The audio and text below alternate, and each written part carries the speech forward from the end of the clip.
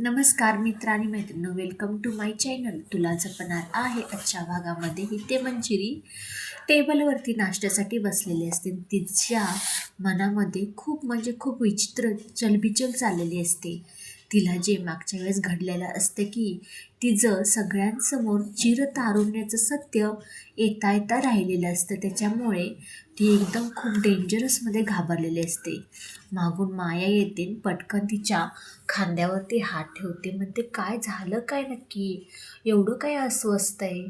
तोपर्यंत मंजिरी काही न बोलता शांत बसते. तोपर्यंत सगळे काही घरातले दादासाहेब नाश्त्यासाठी येतात. तोपर्यंत मंजिरी एकदम रागामध्येच असते. नर्मदा येते, सगळ्यांना नाश्ता वगैरे देते, पण मंजिरीला काही देत नाही आणि म्हणते, वहिनी तू तुझ्या हाताने घे. पटकन मंजिरी स्वतःच्या टेबलवर न उठून इथे नर्मदापाशी येते आणि एवढी रागाने पाहते तर काय, सगळे घरातले घाबरतात. दादासाहेबही तिच्या चेहऱ्याकडे बघून खूप घाबरतात. नर्मदा तर एकदमच आश्चर्यचकित होऊन तिच्याकडे पाहते. मंजिरीला दादासाहेब म्हणतात, काय मंजिरी, काय झालं काय, एवढं रागाने का नर्मदाकडे बघते? अगं तिने नाही दिलं म्हणून काय झालं, तू तुझ्या हाताने घेऊ शकतेस ना. तोपर्यंत मंजिरी कुठे भानावर येते. तोपर्यंत ते अथर्व मीराच्या फोटोकडं बघून म्हणतो, मीरा खरंच खूप मिस करतोय मी तुला, जिथे कुठे आहेस लवकर येतो. असं काय बोलल्यानंतर नाही ते आपली अंबिका अथर्वच्या मनातल्या भावना मीराबरोबर शेअर करताना अथर्वला बघते.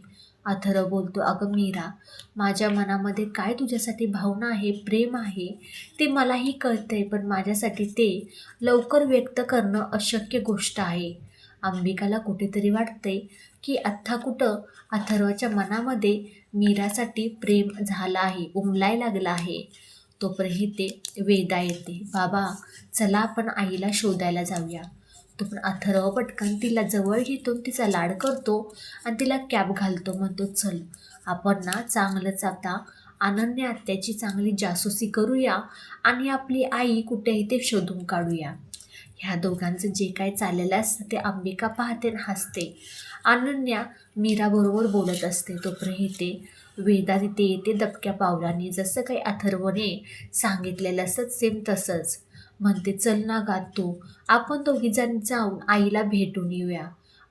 अनन्या बोलते की अगं वेदा, पण आता आपण काही आईकडे जाऊ शकत नाही, आपण नंतर जाऊया. तोपर्यंत वेदा म्हणते, अगं पण मला ना आईची खूप आठवण येत आहे.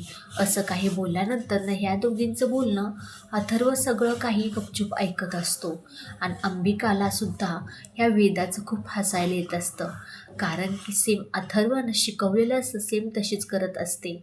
तोपर्यंत ते जे काही अनन्या आणि वेदा बोलत असतात ते अथर्व गपचूप ऐकत असतो. तोपर्यंत ते अनन्याला माहीत पडतं की इथे अथर्व सगळं काही ऐकत आहे. ती पटकन अथर्वला रंगे हात पकडते आणि म्हणते, दादा तू आमची जासूसी करू नकोस, मला माहिती आहे तू इथे कसा काय उभा आहेस. तोपर्यंत अथर्व जोरा शांतच उभा राहतो. तोपर्यंत ते अनन्या पटकन तिला वेदाला घेऊन जाते. परत इथे मंजिरी माजरीकडे जाते. म्हणते, काय चालू काय आहे माझ्या मनामध्ये, मला काही कळत नाही, खूप मला भीती अस्वस्थपणा वाटत आहे. तोपर्यंत ते माश्री म्हणत असते की तू आज मध्यरात्री काहीही करून त्या वेदाला मारायचं आहे आणि वेदाला मारल्यानंतर न तू त्या घरामध्ये त्या वास्तूमध्ये वेदाला मारू शकत नाही, कारण की तिला जन्म दिलेली आई तिथे असल्यामुळे तिला त्या वास्तूमधून बाहेर काढ आणि तू एक मोठा खड्डा खान त्याच्यामध्ये तिला दफन कर आणि तेही तुला मंजिरी आज रात्री मध्यरात्री करायचं आहे. मंजिरी ते सगळं ऐकल्यापासून एकदम रागारागाने घरी जाते आणि वेदाला एकदम घट्ट पकडते. तिला त्रास खूप होत असतो, तिच्याकडे रागानेही पाहत असते. तो अनन्या म्हणते, अगं आई काय करतेस काय, वेदाला त्रास होतोय ना. तोपर्यंत मंजिरी कुठे इथे भानावर येते आणि म्हणते, काही नाही गं, मी चेष्टा करत होते वेदाची. आणि असं काही बोलल्यानंतर मंजिरी वेदाला घरातून वास्तूमधून बाहेर नेण्याचा प्रयत्न करते आणि एका खोल खड्ड्यामध्ये तिला एकदम आपल्या जादूने त्याच्यात टाकते. हे सगळं सत्य आपल्या अंबिकाच्या समोर आलेलं आहे आणि मीराज आणि अथर्व आपल्या वेदाला मंजिरीच्या जाळ्यातून वाचवू शकतील का? व्हिडिओ शेवटपर्यंत पाहिल्याबद्दल खूप सारे मनापासून धन्यवाद. भेटूया आपण पुढच्या व्हिडिओमध्ये. बाय सगळ्यांना.